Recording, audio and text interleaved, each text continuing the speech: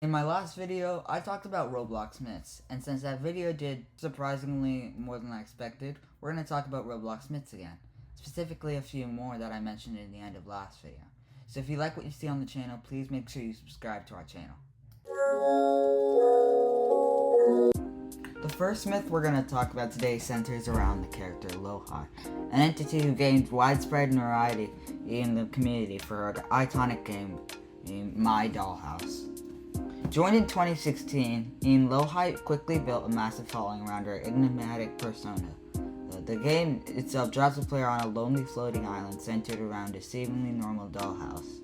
However, as players venture inside, they encounter a series of teleporters that loop around them, progressively darkening more atmospheric and unsettling interpretations of the house. The myth hit eventual mainstream popularity in 2018 when a YouTuber Flamingo featured Lohi's game in his video. Shortly after, however, Lohi's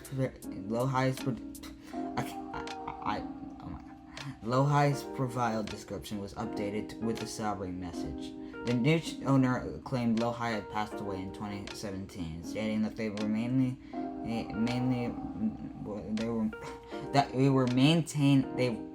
The new owner claimed that Lohi had passed away in late 2017, stating that they were maintaining the profile as purely an archive, leaving the true full story behind the myth largely unresolved. This time, I actually have a reason not to play it, because I actually can't. It's privated.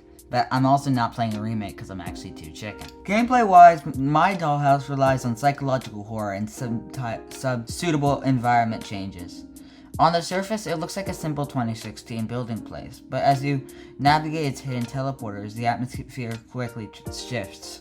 When you first spawn in, heading upstairs brings you to an empty room where the doll stands, directly between a ceiling trapdoor. Using that doll as a step allows you to climb to the attic where a black upside-down cross also acts as a teleporter. Touching it reloads the exact same house but now only the dolls have moved. From there, redo all those things until walking out of the front door triggers another teleport and shifts the dolls again. Heading upstairs and stepping onto the bed teleports you once more. However, it takes you into a completely stripped down version of the house.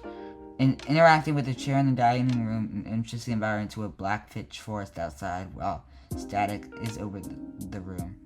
Interacting with the couch figures the final page. The environment grows darker, revealing a shadowy figure emerging from the TV, while the second floor begins a grim salute of fallen figures, or, you guessed it, dead bodies. Tucked away in an empty room sits a mysterious green pack, an object whose actual purpose within the myth has never been fully determined.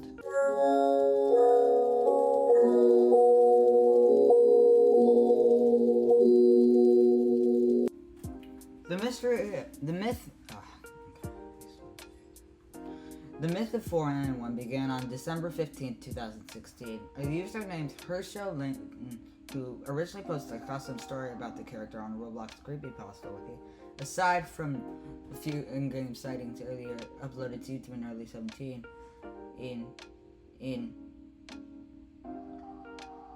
the account mostly sat quiet for over 2 years. That changed in 2019 when a Roblox creator named Real Rose Sacred covered the creepypasta in a series of videos. They covered Regency over the account. 491 suddenly logged on for the first time in years, updated her status, and began posting a lot of unsettling details to her profile. Hershey Layton published an official document announcing the retirement of the myth, bringing her story to a close. But what really set off the bells was in 2019 revival, a sudden cryptic trail of imagery when in 401 the first batch featured disturbing titles like birthday, broken tool, doggy, hungry, and mocking. These weren't random images, they functioned like fragmental pieces, which Rose used for anything. However, the actual story of Annie was quite sad, because Annie was a young child, about 7 or 8 years old, she lived with her mother alone because she either divorced or because his father either divorced his wife or passed away from natural circumstances. Her father, who was no longer involved. Her mother was the only one who could watch out because she had no siblings. On the other hand, her mother had a serious problem that she vented on Annie. Annie would be discipline Annie. Annie was named after her mother. Annie would discipline Annie in a lot of unorthodox and severe ways. If she even slightly crossed the line, she made him eat raw, locked her in a closet, poked with and sharp items, and made fun of all of that. Annie eventually lost her patience and Annie burnt the house down.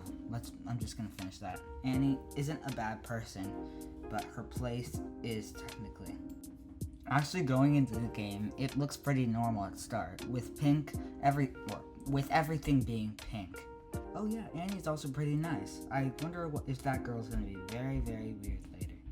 I wanted to go see if there was anything around the map, so I started walking around the map to see if there was anything there. However, I didn't find anything. Well, I did find a cave, but I'm not going to explore it. You guys are like, oh yeah, and she also kind of sings Ring Around the Rosie a little bit, sometimes. A pocket full of posies. Oh yeah, ashes, ashes. And then this happens. They all fall down. Sorta like the Tempest, they has a very fast spinning skybox with the house burning down, kind of symbolizing that they did it.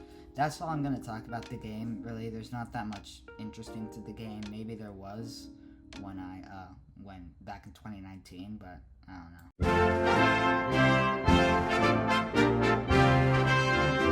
Next we have Yuka-Tree, a reclusive inadequate figure whose name literally translates to hidden in Polish.